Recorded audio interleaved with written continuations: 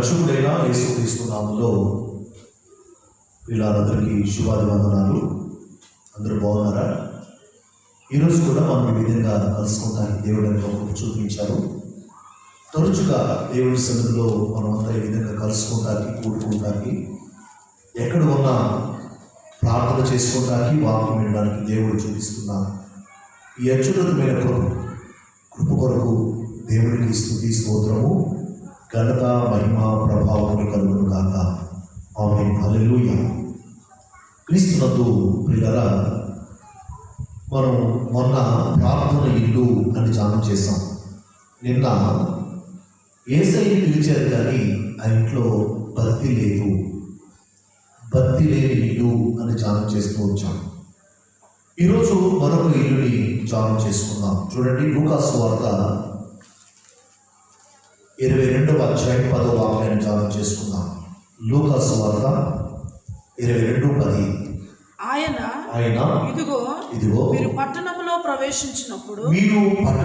ప్రవేశించి నీళ్లు కుండ మోసుకొని పోవు ఒకడు మీకు ఎదురుగా వచ్చును. అతడు ప్రవేశించి ఇంటిలోనికి అతని వెంట వెళ్ళి నేను నా శిష్యులతో కూడా పస్కాను భుజించుటకు విడిది గది ఎక్కడనని బోధకుడు నిన్ను అడుగుచున్నాడని ఇంటి యజమానితో చెప్పుడి. అతడు సామాగ్రి గల ఒక గొప్ప మేడ గది చూపించును, అక్కడ సిద్ధపరచుడని వారితో చెప్పారు. వారు వెళ్ళి ఆయన తమతో చెప్పినట్టు కనుగొని పస్కాను సిద్ధపరిచిరి.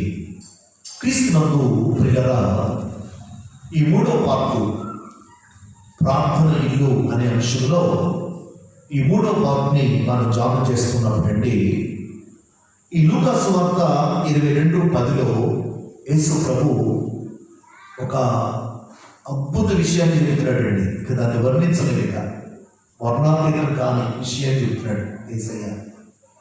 ముందు వెళ్ళి అన్ని సమకూర్చుకొని అంతా సిద్ధం చేసుకొని చెప్పే మాట కాదు. ఇదే సందర్భంగా మరొక మాట కూడా యేసు ప్రభు చెప్పాడు, గుర్తుందో లేదు. ఇదే శిష్యుడు, మీరు ఎదుటిగా ఉన్న గ్రామంలో ప్రవేశించండి. అక్కడ ప్రవేశించగానే గాడిదయు గాడిద పిల్లయు కట్టబడి ఉంటుంది. వాటిని కట్లు విప్పి నా ఎదురు తోలుకురండి. ఎవరైనా నన్ను అడిగితే ఇది ప్రభువుకి కావలసి ఉన్నదని చెప్పండి అని దేవుడు చెప్పడం జరిగింది. చూసి చెప్పాడా, చూడకుండా చెప్పాడంటే యేసయ్య గ్రామంలో ఏం పెడతా ముందులే చూడాలి. అంటే ఇక్కడ యేసయ్య ఉన్నా అక్కడ ఏం జరుగుతుందో, ఎలా జరుగుతుందో చెప్పగలిగిన శక్తి యేసుక్రీస్తుకు ఉంది. Praise the lord.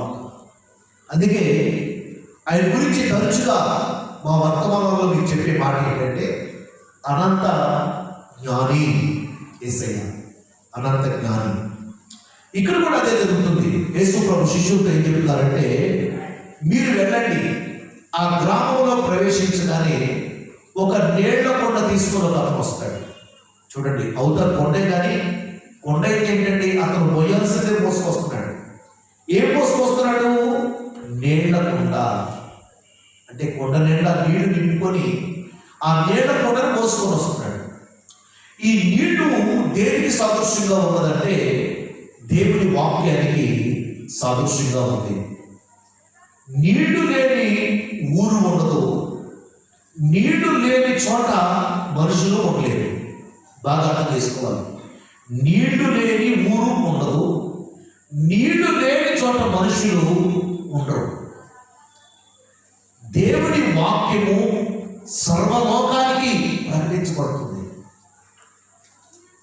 ఎన్నవారికి, వినవారికి, నమ్మిన వారికి, నమ్మని వారికి. ఎందుకంటే అందరికీ సువార్త ప్రకటించిన తర్వాతే యేసయ్య రెండవ రాకడ వస్తుంది. యేసు ప్రభు గురించి మాకు తెలియదండి, మాకెవరు చెప్పలేదండి అనే క్వశ్చన్ లేదు. బాగా నాలుగు వినపడుతుండగా సిద్ధపడకపోతే తన ఆత్మకు తానే ఉత్తరవాదండి.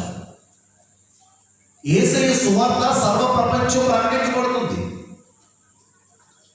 యేసు ప్రభుకి మనుషులకి మధ్యవర్తిగా సేవకుడు నిలబడి రాత్రనగా పగలనగా ఎండనగా వాననగా బహుభారముతో దేవుని సేవకులు జరిపిస్తున్నారు.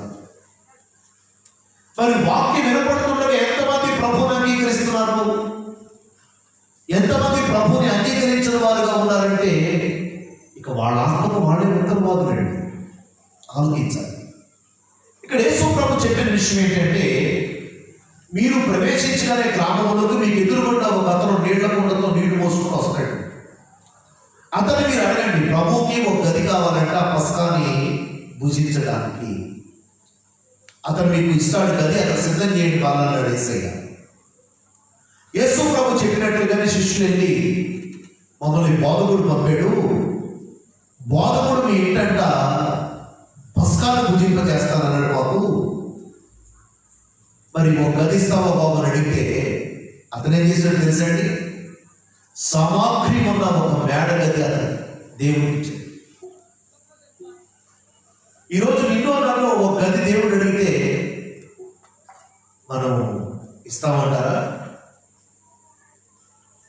ఇల్లు కట్టినప్పుడు, ఇల్లు లేనప్పుడు ఎన్నో అనుకుంటాం. ఇల్లు కట్టిన తర్వాత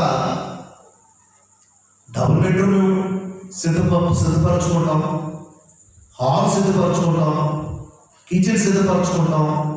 కొంతమంది ఉన్నవాళ్ళు గెస్ట్ రూమ్ కూడా కట్టుకుంటారు. ఇంకా ఉన్నవాళ్ళు స్టోర్ రూమ్ కూడా పెట్టుకుంటారు, స్టోరేజ్ చేసుకుంటారు. డబుల్ బెడ్రూమ్ ఉంది, గెస్ట్ రూమ్ ఉంది, కిచెన్ ఉంది, హాల్ ఉంది, స్టోర్ రూమ్ ఉంది, ఇన్ని ఉన్నాయి కదా. మన ఇంట్లో ప్రార్థన గది ఉందా? ఇంట్లో ప్రార్థన గది లేదు. మరి ప్రార్థన గది లేనప్పుడు నేను ఎక్కడికి వెళ్ళి ప్రార్థన చేస్తావు? ఇంట్లో లేనప్పుడు లేనట్టే చేస్తావు. మరి దేవుడు నీకు అనేకమైన ఇచ్చాడు కదా, స్థలం ఇచ్చాడు, ఇల్లు ఇచ్చాడు, నీకేం కావాలని దేవుడు అన్నీ ఇస్తూనే ఉన్నాడు, ఇప్పటికి ఇస్తూనే ఉన్నాడు. మరి నువ్వు కట్టుకోవాల్సింది ఏంటంటే ప్రార్థన గది. ఆ ప్రార్థన గది ఎంతైనా అవసరమైనది, బాగా ఆలోచించాలి. ఈరోజు క్రైస్తవ కుటుంబాల్లో ఒక పొదువు ఏంటంటే అన్నీ ఉంటున్నాయి, అన్నీ సమకూర్చుకుంటున్నారు, మంచిదే మంచిదే మంచిదే మంచిదే. కానీ ప్రభు అడుగుతున్నాడు, నిన్ను నాతో నివాసం చేయడానికి, నేను మీతో నివాసం చేయడానికి ఒక ప్రేయర్, ఒక ప్రార్థన గది ఉందా? నేను గత కాలంలో ఇచ్చిన వర్తమానాల్లో ఒక విషయం మీకు జ్ఞాపకం చేశారు, మీకు గుర్తుందో లేదో. అదేంటంటే పరిశుద్ధ గ్రంథం బైబిల్లో ఆదికాండం మొదలుకొని ప్రకటన గ్రంథం వరకు అనేక మంది భక్తులు, విశ్వాస వీరులు, ప్రార్థనా పరులు, ప్రవర్తలు, యాజకులు, శిష్యులు అనేక మంది ఉన్నారు. వందల వేల లక్షల కోట్ల మంది ప్రజలు ఉండగా దేవుడు తరచుగా ముగ్గురు పేర్లు ఎత్తి చెప్పేవాడు. గుర్తొచ్చిందా? నేను అబ్రహాము దేవుడను, ఇస్సాకు దేవుడను, యాకోబు దేవుడను. ఇదేంటంటే మిగిలినందరూ ఏమైపోయారు? ఆడ మనుషులు కాదా? విశ్వాసులు కాదా? ప్రార్థనా పరులు కాదా? దేవుడి కొరకు నిలబడిన వాడు కాదా? నిలబడిన వాడే. కానీ వీళ్ళ పేర్లు ముందు లిస్టులో, ముందు జాబితాలో ఉన్నాయండి. ఎందుకు వీళ్ళు ముగ్గురు పేర్లే దేవుడు తరచుగా చెప్పేవాడు తెలుసా మీకు? వీళ్ళు ఎక్కడ ఉంటే అక్కడ ఉండడానికి ఒక గుడారం వేసుకుంటే కాకుండా ఒక ప్రార్థన బలిపీఠాన్ని కట్టేవాడు. Praise the lord. అబ్రహాం కట్టాడు, ఇస్సాకు కట్టాడు, యాకోబు కట్టాడు.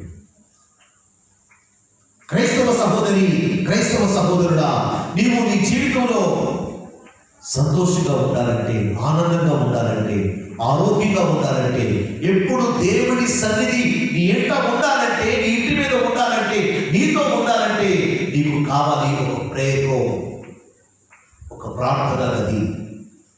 ఎంతైనా అవసరమైనది, బాగా ఆలోచించాలి. ఇక్కడ గది అనగానే ఏదో ఖాళీగా ఉన్న గది, లేక స్టోర్ రూమ్ తీసుకో బాబు, ఈ గది ఏదో ఖాళీగా ఉంది, లేక చూద్దాంలే ఈ గది ఏదో ఖాళీ చేసి మీకు ఇస్తానులే, అయినా ఇప్పుడు అడిగితే ఇప్పుడు గది ఎక్కడ తెచ్చి మీకు ఇస్తాను, అక్కడ ఆ మాటలు లేవండి. ఏం జరుగుతుంది తెలుసా దేవుడు వింటారా? ఇదిగో సామాగ్రితో ఉన్న ఒక గదిని యేసుక్రీస్తు ఇచ్చారు. ఇప్పుడు చెప్పండి, ఈ ఇంట్లో ఉన్న వారికి ఇంటిగా యజమానికి ఏమో తెలుసా? భక్తి ఉంది. ముందు పాటలో మనం చూసిన ఇల్లు ఏంటంటే ప్రార్థన చేసిన ఇల్లు. రెండో పాటలో చూసిన ఇల్లు ఏంటంటే యేసయ్యని పిలిచాడు కానీ ఆ ఇంట్లో భక్తి లేదు ఉన్నవాళ్ళకి. ఈ ఇంటి గల వ్యక్తికి ఏమో తెలుసా? భక్తి ఉండగలిగే ఒక సామాగ్రితో ఉన్న ఒక గదిని యేసయ్యకి ఇచ్చేసాడు. మరి నీకు భక్తి ఉందా? పౌలంటాడు ఒక చోట, మీరు పైకి భక్తి కలిగిన వారిలా కనిపిస్తున్నారు కానీ మీరు భక్తిలో ఉన్న శక్తిని ఆశ్రయించట్లా. నిజమే, ఈ దినాల్లో ఎక్కడ చూసినా ఎంతమంది చూసినా భక్తిగా కనిపిస్తున్నారు కానీ ఆ భక్తిలో ఉన్న శక్తిని మాత్రం ఆశ్రయించట్లా. ఈరోజు అందరూ పైకి భక్తిగా కనిపిస్తే సరిపోదండి, ఆ భక్తిలో ఉన్న శక్తిని మనం ఆశ్రయించాలి. ఆ భక్తిలో ఉన్న శక్తిని మనం ఎప్పుడైతే ఆశ్రయిస్తామో శక్తి కలిగిన కార్యాలు యేసుక్రీస్తు మన జీవితంలో జరిగించుకున్నాక ఆమేన్. ఇక్కడ సామాగ్రితో ఉన్న గది ఇచ్చాడు కనుక అతను ఆ ఇంట్లో యేసుక్రీస్తు ప్రభు సిలువకి అప్పగించబడే ముందు ఏం జరిగిందంటే పస్కాని అక్కడ అందరికీ విరిచి ఆయన యేసయ్య వడ్డించాడు. రొట్టెని యేసయ్య శరీర ముక్కలుగా, ద్రాక్షారసాన్ని యేసయ్య రక్తంగా. విచిత్రమైన సంఘటన ఏంటి తెలుసా? యేసు ప్రభు సిలువకి అప్పగించబడే సమయము ఆసన్నమవుతున్న సంగతి ఆయనకు ముందుగానే తెలుసు. ముందుగానే శిష్యులకి తరచుగా ప్రభు చెబుతూ వచ్చాడు కనుక ఆయన అక్కడ పాద పరిచర్య కూడా చేసేది. ఆఖరికి యేసు ప్రభుని ముద్దు పెట్టుకొని సిలువకి అప్పగించేవాడు పాదాలు కూడా యేసయ్య కడిగాడు. ఇంకో మాట కూడా ప్రభు అన్నాడు, నన్ను అప్పగించు వాడిని చెయ్యి మీతో కూడా ఈ బాధ మీద ఉందన్నాడు. అతను ఎవరో యేసుకు తెలుసు, అప్పగించేవాడు ఎవడో వాడిని కూడా తెలుసండి. కానీ యేసయ్య పేరు చెబితే శిష్యులందరూ అతని మీద పడి కొట్టనా కొట్టవచ్చు, చంపనా చంపవచ్చు. కానీ యేసయ్య ఏమి పేరు చెప్పరా. ఎవరికి వాళ్ళు అడుగుతున్నారు, నేనా ప్రభువా, నేనా ప్రభు అని అడుగుతున్నారు. ఇక అందరూ అడిగారు కనుక నేను అడగకపోతే బాగుందని యేసు ప్రభుని ముద్దు పెట్టుకొని అప్పగించే యోగా కూడా అడిగాడు. యేసు ప్రభు అతనితో చెప్పిన మాట తెలుసండి, అది నీకు తెలియదా? నిజమే, మనం ఏం చేస్తున్నామో మనకు తెలుసు, మనం ఏం చేయకూడదో మనకు తెలుసు, మనం ఎలా ఉండాలో మనకు తెలుసు, ఎలా ఉండకూడదో మనకు తెలుసు. కానీ కొన్నిసార్లు మన జీవితాల్లో మన మనస్సాక్షిని చంపుకొని ఇష్టానుసారంగా చేస్తూ వస్తున్నాం. ఈరోజు నీకు ఎలా ఉన్నావు? ఈరోజు నీ ఆత్మీయత ఎలా ఉంది? నీ విశ్వాసం ఎలా ఉంది? నీ ప్రార్థనా జీవితం ఎలా ఉంది? నీ ఇల్లు భక్తి కలిగిన ఇల్లుగా ఉందా, భక్తి లేని ఇల్లుగా ఉందా? లేక నీ ఇల్లు భక్తిగా కనిపించే ఇల్లుగా ఉందా, లేక నీ ఇల్లు భక్తిగా కనిపిస్తూ భక్తిలో ఉన్న శక్తిని ఆశ్రయించని ఇల్లుగా ఉందా? కొన్ని ఇళ్ల పైన జీసస్ గిఫ్ట్ అని, ఈ ఇంటికి యెహోవాయే అధిపతిని, ఇలా కొన్ని పేర్లు పెట్టుకుంటూ ఉంటారు. మంచిదే, మరి ఆ ఇంట్లో యేసు ప్రభు స్థలం ఉందా? పేరైతే పెట్టుకున్నావు కానీ ఆ ఇంటికి యేసు ప్రభుకి ఆ ఇంట్లో స్థలం ఇచ్చే వ్యక్తిగా ఉన్నావా? స్థలము ఇవ్వని వ్యక్తిగా మిగిలిపోయావా? ఒకసారి ఆలోచించు. నీ ఇల్లు ఎలా ఉండాలంటే భక్తి కలిగిన ఇల్లుగా ఉంటే యేసయ్య నీ ఇంట్లో నివసించునుగాక. ఆమేన్. యేసయ్య ఉంటే చాలు, కరువు, కాటకాలు, ఇరుకులు, ఇబ్బందులు, వ్యాధులు, బాధలు, పాపము, కీడు, శాపం అవన్నీ తొలగిపోతాయి, పారిపోతాయి. గమనించాలి. ఒక రాజుగారంట తన దేశాన్ని విడిచిపెట్టి మరొక దేశానికి వెళ్ళిపోతాడంట. ఆ సందర్భంగా ఆ రాజు రాజ్యమంతా ఒక ప్రకటన చేయించాడండి. ఏంటి ఆ ప్రకటన అంటే, నేను ఈ రాజ్యాన్ని విడిచిపెట్టి మరొక రాజ్యానికి వెళ్ళిపోతున్నాను, మీరు వచ్చి ఈ రాజకోటలో ఈ రాజ్యంలో ఉన్నవన్నీ ఎవరికి నచ్చినవి వాళ్ళు పట్టుకెళ్ళిపోవడం చెప్పాడు. ఇక ఇక అందరూ సంతోషంగా వచ్చారు. ఎవరు మొయ్యగిరి వాళ్ళు పట్టుకెళ్ళిపోతారు, ఎవరు మళ్ళీ వెళ్ళిపోతున్నారు. ఒక్కరోడు రాజు గారు పక్కన నిలబడ్డాడు. రాజు అది గమనించి, రే బాబు, నువ్వు ఆడుకునే వస్తువులు కూడా లోపల ఉన్నాయిగా, తీసుకొని పెట్టి ఆడుకో అన్నాడు. నాకు వద్దు రాజా అన్నాడు.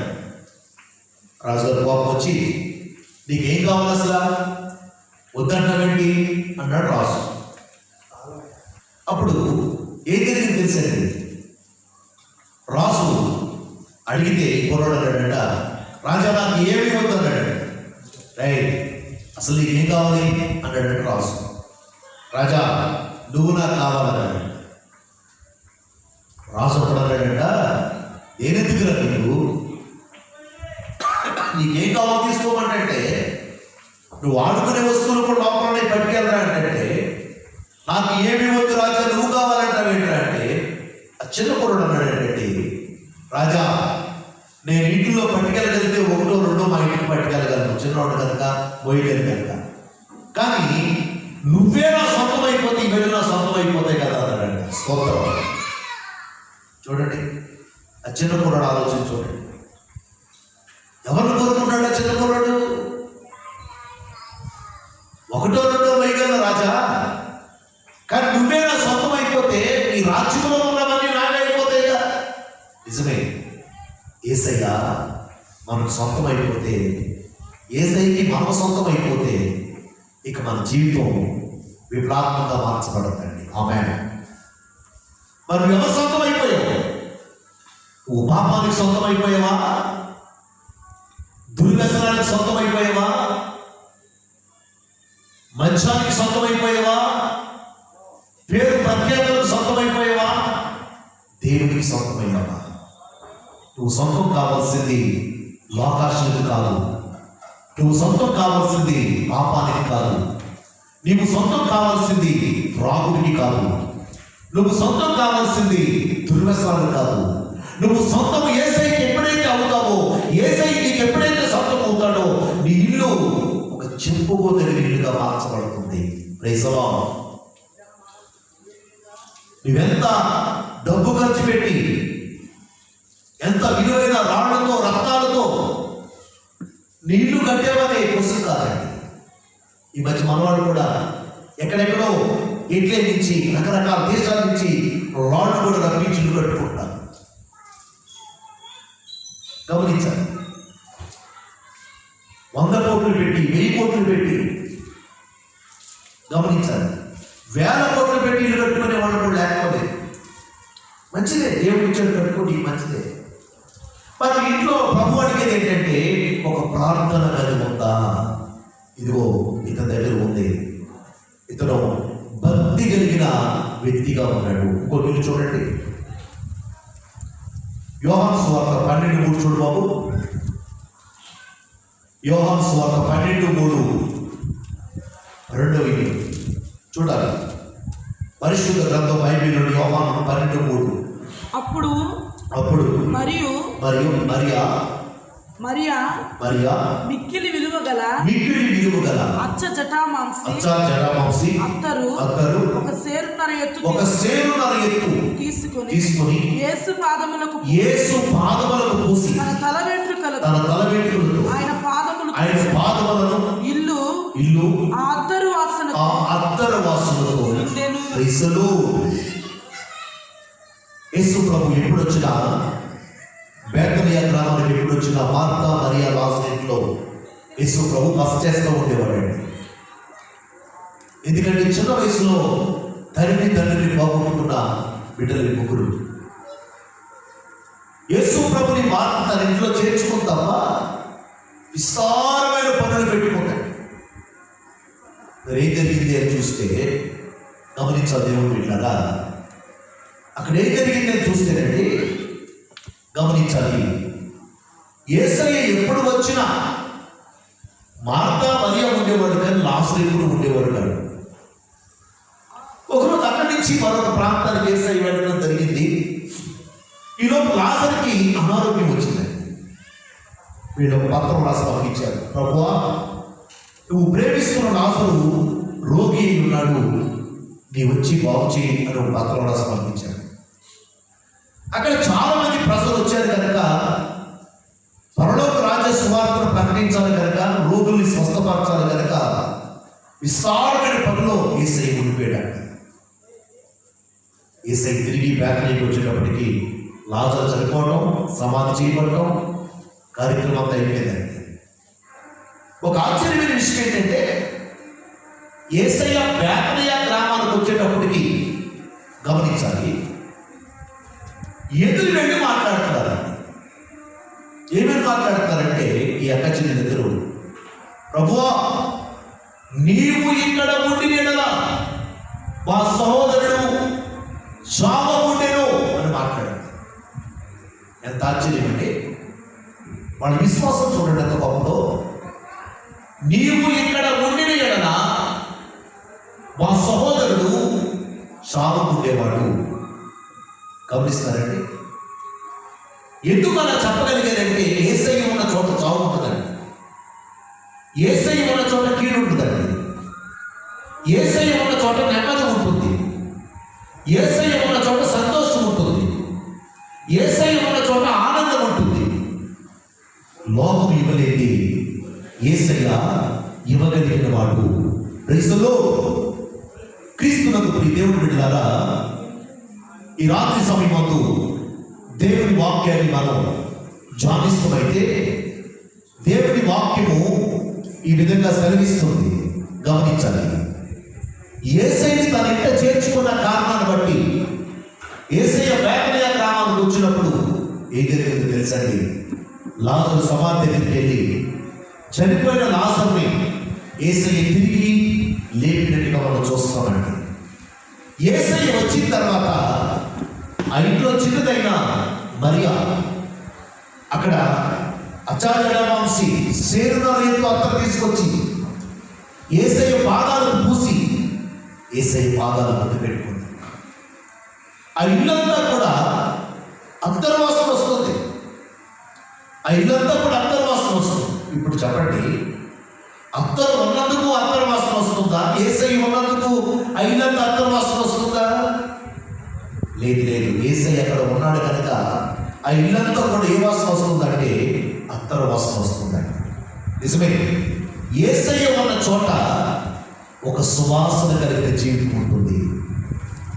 యేసయ్య అక్కడ ఉన్నాడు కనుక మరణాన్ని కూడా దేవుడు నిజంగా తప్పించి దాటించి చనిపోయిన వాడిని సమాధిలో నుంచి దేవుడు లేపి ఆ ఇంట్లో సమకూర్చినట్లుగా వాక్యం సెలవిస్తుంది. మరి నీళ్ళు ఎలా ఉంది? ఇదిగో మనం దీనికి ముందు చూసిన ఇల్లు భక్తి కలిగిన ఇల్లు. ఇదిగో ఈ రెండో ఇల్లు యేసయ్య ఉన్నాడు కనుక ఆ ఇల్లంతా కూడా అత్తరు వాసన వస్తుంది, సువాసన వస్తుంది. అనేకులు ఏంటి ఈ ఇల్లుకు సువాసన వస్తుంది? ఏం జరిగింది ఇంట్లో? ఈ ఇల్లంతా ఎప్పుడు అనేక రీతిలుగా ఉండేది, ఈ ఇల్లంతా ఇంత సువాసనగా వస్తుందంటే యేసు చనిపోయిన లాజరుని, పేద వస్త్రములతో కట్టబడిన లాజరుని మరణములో నుంచి లేపి యేసయ్య సజీవుడిగా మార్చాడు.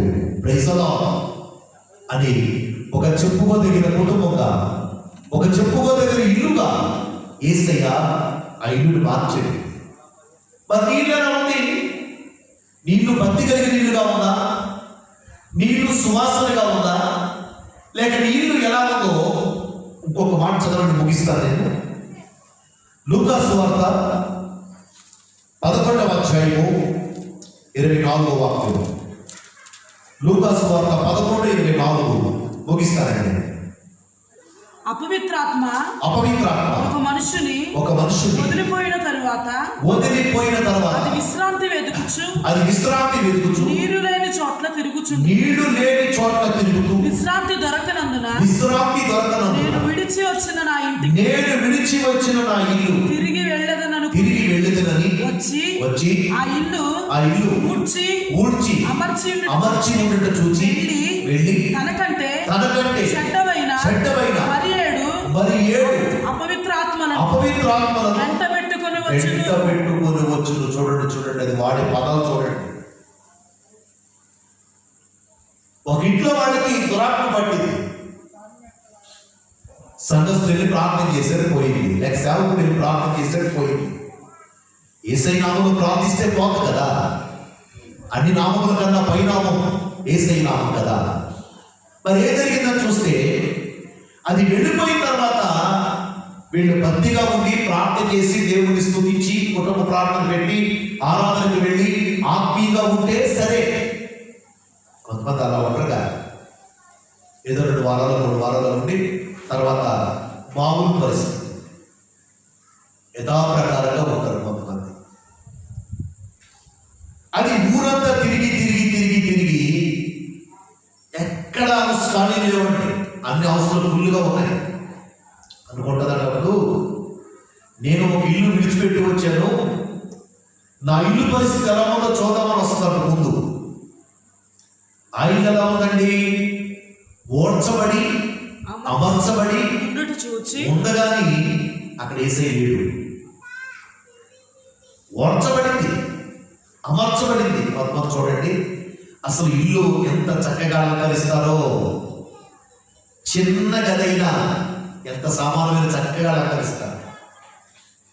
మరి కొంతమంది ఇల్లుని ఎంత శుభ్రం చేసుకుంటారో, ఎంత డిజైనింగ్ చేస్తారో, ఎంత చక్కగా ఎంత బాగుంది అన్నట్టుగా చేస్తారు. కొంతమంది మంచిదే, శుభ్రంగా ఉండటం మంచిదే, డిజైనింగ్ చేయటం మంచిదే, అలంకరించుకోవడం మంచిదే కాదట్లా. మరి ఇంట్లో యేసయ్య ఉన్నాడా? లేడు. లేని విషయాన్ని చూచి ఆ అపవిత్రాత్మ అంటే వెళ్ళి నేను నన్ను ఒకదాన్ని వెళ్ళగొట్టాను కదా అని చెప్పి దానికంటే చెడ్డవి 7 నెట్ట పెట్టుకుంటుందట. ఓ 7 + 8 ఒకేసారి ఇంట్లో వచ్చి తెచ్చి కూర్చుంటుందండి. చూసారా, ఈ ఇల్లు అపవిత్రాత్మల చేత నిండిపోయింది. నేను ఒకరోజు ఒకరోజు ప్రార్థన చేస్తానండి, ప్రార్థన చేస్తే పడిపోయాడు, మళ్ళీ చేస్తే మళ్ళీ పడిపోయాడు. ఒక్కొక్కసారి ఒక్కొక్క దురాత్మ వెళ్ళిపోతుంది బయటికి. ఈలోపు గంట సేపు పట్టింది అతను ప్రార్థన చేయడానికి. మొత్తానికి ఎవరు తెలివినట్టు లెక్క పెట్టారండి, 230 దురాత్మలు అతను నుంచి బయటికి. ఎంత విచిత్రం చూడండి. ఆ రక్తం అంతా అవి తాగేస్తున్నాయి. వీడెప్పుడు నేర్చుకో అంటాడు. వాడమ్మా నన్ను కుంభకుంభాలు తింటున్నావు కదరా, పొద్దులో కంచం తింటున్నావు, మధ్యాహ్నం కంచం తింటున్నావు, రాత్రిలో కంచం తింటున్నావు. తిన్నాడు కరెక్టే. వీడి దగ్గర రక్తం తాగేది ఎవరు? దురాత్మలు. వీళ్ళు తెస్టేసి కూర్చున్నాయండి 230 దురాత్మలు. యేసుక్రీస్తు నామములో ప్రార్థన చేయగా అవన్నీ విడిచి వెళ్ళిపోవడానికి దేవుడు ఎంతో కృప చూపించాడు. దేవునికి మహిమ కలుగును గాక. Praise the Lord. అప్పటి నుంచి అపరుడు ఆరోగ్యాన్ని పంచుకున్నాడు, చక్కగా తన జీవితాన్ని కొనసాగించాడు, మేలుకరంగా ఉన్నాడు. గమనించాలి, యేసయ్య లేని చోట దురాత్మ ఉంటుంది, దురాత్మ ఉన్న చోట యేసయ్య ఉండడు. గమనించాలి, యేసయ్య నీ ఇంట్లో ఉండాలంటే నీ ఇంట్లో ప్రార్థన శక్తి ఉండాలి. యేసయ్య లేదంటే నీ ఇంట్లో ఖచ్చితంగా సాతాను ఉన్నట్లే. నీ ఇంట్లో సాతాను ఉంది అనే దానికి నిదర్శనం చెప్తాను వినండి. భర్త మాట భార్య అర్థం చేసుకోదు, భార్య మాట భర్త అర్థం చేసుకోదు, అమ్మా నాన్న మాట పిల్లలు అర్థం చేసుకోదు, పిల్లలు చెప్పేది పెద్దవాళ్ళు అర్థం చేసుకోదు. ప్రతి చిన్నదానికి ప్రతి పెద్దదానికి ఇంట్లో జగడాలు, కరా, నెమ్మది ఉండదు. 2 రోజులకు ఒకసారి భోజనం చేయటం, 3 రోజులకు ఒకసారి భోజనం చేయటం, 2 రోజులకు ఒకసారి బ్రష్ చేయటం. ఏంటి పరిస్థితి? సైతాను వల్ల కలిగినవంటి ఇవి దేవుడి మూలంగా కలిగినవి కావు. అందుకే దేవుడు అన్నాడు, నెమ్మది లేకుండా విస్తారంగా ఉన్నట్టు కంటే నెమ్మది కలిగి రొట్టి మొక్కతో కడుపు నింపుకుంటా మేలు అన్నాడు. నేను మీకు 3 ఇల్లు చూపించాను ఈ 3వ పార్ట్లో. 1 భక్తి కలిగిన ఇల్లు, 2 సువాసన వచ్చే ఇల్లు, 3 దురాత్మలు, అపవిత్రాత్మలు ఉన్న ఇల్లు. ఈ మూడింటిలో నీ ఇల్లు ఏ ఇల్లుగా ఉంది? ఒకసారి ఆలోచించు. భక్తి కలిగిన ఇల్లుగా ఉందా? ఎదుటి వాడికి సువాసన ఇచ్చే ఇల్లుగా ఉందా? లేక ఇంకా నీ ఇల్లు సాతానుతోటి, దురాత్మ సంబంధంతో శోధించబడుతూ, పీడించబడుతూ, నెమ్మది లేకుండా, కలహాలతో, కల్లోలాలతో నెమ్మది లేకుండా ఉందా? ఈరోజు ఆయన సన్నిధిలో మోకాళ్ళు వచ్చి నీ ఇల్లు ఎలా ఉందో ప్రభు సముఖంలో ప్రార్థిస్తే, ఒకవేళ చీకటి శక్తుల చేత, సాతాను శక్తుల చేత పీడించబడుతూ ఉందేమో నీ ఇల్లు, నువ్వు ప్రార్థన చేయగా నా యేసయ్య వాటి నుంచి విడిపించి నీ ఇల్లు సువాసనగా యేసయ్య మార్చును కాక. తలలో నుంచి కళ్ళు మూసుకొని ప్రార్థన చేసుకొని ముగించుకుందాం. వచ్చిన ప్రార్థన చేసుకుందాం. ఎలా ఉన్నారు మీరు? ప్రార్థిస్తున్నారా? నీళ్లు భక్తి కలిగిన ఇల్లుగా ఉందా? నీళ్లు సువాసన వచ్చే ఇల్లుగా ఉందా? నీళ్లు అపవిత్రాత్మతో నిండిన ఇల్లుగా ఉందా? నీళ్ళు ఎలా ఉంది? నీళ్లు ఎలాంటి ఇల్లుగా కొనసాగుతుంది? ఒక క్షణం ఆలోచించు. నువ్వు ఇంకా కష్టాలతో ఉంటావా? నువ్వు ఇంకా బాధలతోనే ఉంటావా? నువ్వు ఇంకా ఇబ్బందులతోనే ఉంటావా? లేక దేవునికి దగ్గర అవుతావా? నీళ్లు సువాసనగా, నీళ్లు భక్తి కలిగినగా మార్చమని ప్రార్థిస్తావా? ప్రార్థన చేస్తున్నాం. ప్రేమతో తండ్రి, దయచేసి యేసయ్యా, మీ పరిశుద్ధ నామానికి స్తోత్రం ప్రభువా. ఈ ప్రార్థన ఇల్లు వరకు, మందిర ఇల్లు వరకు నైనా భూలోపాలనైనా భక్తి కలిగిన ఇల్లుగా, నైనా సువాసన వచ్చే ఇల్లుగా, లేక అపవిత్రాత్మతో నిండిన ఇల్లుగా, ఏ ఇల్లుగా నీ ఇల్లు ఉందని మూడు విషయాలు మాకు తెలియజేశాను. ఒకవేళ ఎవరైనా సాతాను శక్తులతోటి, చీకటి శక్తులతోటి పీడించబడుతుంటే, శోధించబడుతుంటే వారి ఇల్లుని, వారిని ఈరోజే యేసు నామములో సాతాను కపట స్థానించి విడిపించమని ప్రార్థిస్తున్నాను ప్రభువా. విడుదల కలుగును కాక. ఆమేన్. వారి జీవితంలో వారి ఇల్లుని, వారి జీవితాన్ని సువాసనగా, పరిమళ వాసనగా మార్చండి. భక్తి కలిగిన ఇల్లుగా మార్చండి. మీ మాటలు మా హృదయాల్లో స్థిరపరిచి మీ రెక్కల కింద మమ్మల్ని భద్రపరచండి. మీరు ఆకాశమై మా పాప గెలిచి ఉంటే రేపు ఇదే సమయానికి మీ మాటలు కలిసి కూడి మీ నామాన్ని స్తుతించి వాక్యం జానిస్తానికి సహాయం చేయండి. మరి ముఖ్యంగా మరోసారి ప్రార్థిస్తున్నాం ప్రభా, మమ్మల్ని, మా దేశాన్ని పట్టి పీడిస్తున్నా ఈ కరోనా వైరస్ ని దూరపరచమని, మా దేశంలో నెమ్మదిని కలగ చేయమని యేసు నామం పేరిట అడిగి వేడుకొని పొందుకొని ఉన్నాము తండ్రి. ఆమేన్. మన తండ్రి దేవుడి ప్రేమ, కుమారుడు యేసుక్రీస్తు కృప, పరిశుద్ధాత్మ అన్ని సన్నిధి సహవాసం ఇప్పుడు బిడ్డలకు, ఈ ప్రాంతానికి, మన దేశానికి దేవుడి కృప సదా తోడే నడిపించును గాక. ఆమేన్. ఆమేన్. ఆమేన్. యేసువా, దేవుడి మనందరినీ దీవించును గాక. మీరందరూ వాక్యం మరోసారి వందనాలు కాంగ్రెస్ దేవుడు దీవించును గాక. మీకు తెలిసిన వాడికి, మీ బంధువులకి, మీ స్నేహితులకి, మీ కొలిసి చెప్పండి. వాక్యం ఏమో చెప్పండి. చివరి దినాలలో వాక్యం పొదువుతో చెప్పినట్లుగానే మందిరాన్ని పెట్టుకోవడానికి లేదు, వాక్యం దారాన్ని పెట్టడానికి లేదు. ఈ విధంగా కలుసుకోవడానికి దేవుడు ఒక చిన్న అవకాశాన్ని కలెక్ట్ చేశాడు. కనుక చూసిన ప్రతి ఒక్కరిని సబ్స్క్రైబ్ చేయడం చెప్పండి. దేవుడు మనందరూ దీవించుగా ఇదే సమయాన్ని బాగా కలుసుకుందాం.